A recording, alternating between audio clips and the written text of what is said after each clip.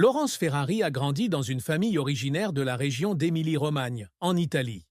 Son père, Gratien Ferrari, était maire d'Aix-les-Bains et député à l'Assemblée nationale française.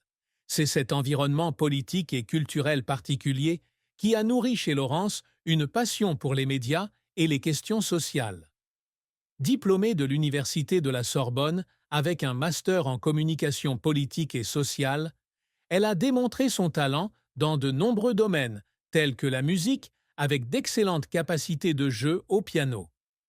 Laurence a commencé sa carrière de journaliste en 1986 en tant que reporter pour l'agence de presse AFP et le magazine Le Figaro. Ce fut un début humble mais prometteur qui lui a donné un aperçu des rigueurs du journalisme. Elle a ensuite travaillé à la radio Europe 1, couvrant les questions de politique de santé. Durant cette période, Laurence a continué d'apprendre et d'acquérir de l'expérience, prêt à progresser davantage dans sa carrière.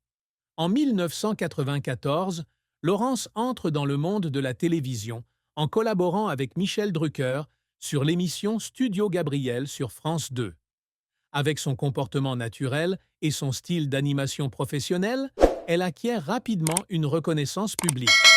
La carrière de Laurence prend un nouveau tournant lorsqu'elle co-anime l'émission Combien ça coûte avec Jean-Pierre Pernaut sur TF1. À partir de là, Laurence devient un visage familier de la télévision française. En 2001, Laurence et son mari de l'époque, Thomas Hugues, co-animent l'émission 7 à 8 sur TF1. Il s'agissait de l'un des programmes d'information et de reportage les plus importants, établissant Laurence comme l'un des journalistes les plus éminents. Elle a poursuivi sa brillante carrière dans la programmation politique, notamment sur Dimanche plus sur Canal+, où elle a couvert et analysé en profondeur l'élection présidentielle française de 2007. En juin 2008, Laurence Ferrari prend la direction de l'émission Le 20h de TF1, en remplacement de Patrick Poivre d'Arvor, icône de la télévision française. Cette décision a non seulement constitué une étape importante dans sa carrière, mais l'a également placée au centre de l'attention, confrontée à une forte pression du public. Malgré des critiques mitigées, Laurence a prouvé son professionnalisme et son courage à travers ses commentaires incisifs et ses interviews percutantes. L'un des plus gros désagréments de Laurence Ferrari fut l'énorme pression que représentait le remplacement de Patrick Poivre d'Arvor comme présentateur principal du 20h. Cette décision a non seulement suscité des attentes, mais aussi des critiques, des comparaisons et même des attaques personnelles de la part du public.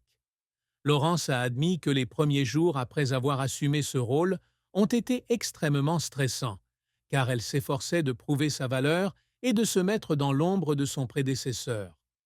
En 2010, Laurence a réalisé une interview avec le président iranien Mahmoud Ahmadinejad. L'événement a suscité une grande controverse lorsqu'elle est apparue portant un foulard, ce que beaucoup ont vu comme une concession à une culture qui opprime les femmes. Laurence a expliqué que le port du turban visait à se conformer aux réglementations et à respecter la culture iranienne. Mais l'événement a tout de même laissé des répercussions indésirables dans sa carrière. En 2007, Laurence et Thomas Hugues, son premier mari, annoncent leur divorce après 14 ans de mariage. Ce fut un énorme choc pour le public, car le couple était autrefois considéré comme un symbole de bonheur dans la presse française. Bien que la rupture ait été à l'amiable, Laurence ne pouvait s'empêcher de se sentir triste et vide. Cependant, elle a toujours gardé ses sentiments personnels pour elle, se concentrant uniquement sur son travail et s'occupant de ses enfants. Laurence Ferrari a épousé Thomas Hugues, un journaliste talentueux, en 1993. Ensemble, ils ont construit leur carrière et ont eu 2 enfants, un fils et une fille. Durant leurs 14 années ensemble, ils ont non seulement été partenaires de vie, mais aussi de proches collègues, co-animant l'émission 7 à 8. Cependant, des horaires de travail chargés et des différences personnelles les ont amenés à décider de divorcer en 2007. Après le divorce, Laurence retrouve l'amour avec Renaud Capuçon, un célèbre violoniste. Ils se sont mariés en juillet 2009 et ont accueilli leur fils en novembre 2010. Le mariage avec Renaud a apporté à Laurence paix et bonheur après les bouleversements de sa vie personnelle. Elle partage souvent que Renaud est quelqu'un qui la comprend et la soutient toujours autant dans le travail que dans la vie de famille. Thomas Hugues, l'ex-mari de Laurence, a partagé dans plusieurs interviews qu'il l'avait toujours respectée et admirée, même après leur divorce. Il admet que maintenir un équilibre entre carrière et famille n'est pas facile, surtout dans le secteur des médias.